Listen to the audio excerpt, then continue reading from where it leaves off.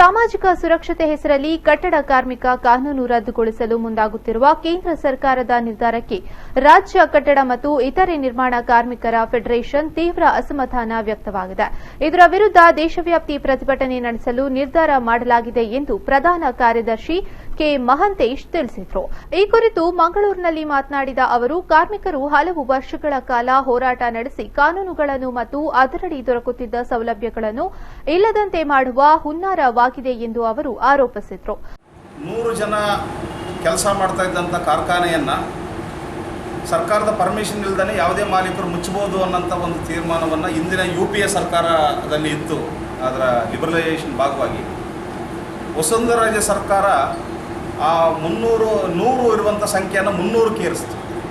ಅದರ ಪರಿಣಾಮವಾಗಿ ರಾಜಸ್ಥಾನ ಒಂದರಲ್ಲಿನ ಸುಮಾರು 5600 ಕಾರ್ಖಾನೆಗಳು ಕಾರ್ಮಿಕ ಕಾನೂನಿನ ವ್ಯಾಪ್ತಿಯಿಂದ ಹೊರಗಿಡಲ್ಪಟ್ಟಿತು. ಇದು ಒಂದು.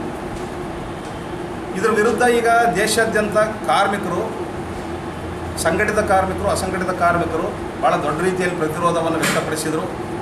2016ರಲ್ಲಿ ಅಖಿಲ ಭಾರತ ಮುಷ್ಕರ ನಡೆಯಿತು. 2019 ಜನವರಿ 8 ಮತ್ತು 9ನೇ ತಾರೀಕು ಸುದ್ದಿಗೋಷ್ಠಿಯಲ್ಲಿ ರಾಜ್ಯ ಕಟ್ಟಡ ಮತ್ತು ಇತರೆ ನಿರ್ಮಾಣ ಕಾರ್ಮಿಕರ ಫೆಡರೇಷನ್ನ ಜಿಲ್ಲಾಧ್ಯಕ್ಷ ಸುನಿಲ್ ಕುಮಾರ್ ಬಜಲ್, ಜಿಲ್ಲಾ ಪ್ರಧಾನ ಕಾರ್ಯದರ್ಶಿ ಯೋಗೀಶ್ ಚೆಪುಮೊಗರು ಸೇರಿದಂತೆ ಮತ್ತಿತರರು ಉಪಸ್ಥಿತರಿದ್ದರು.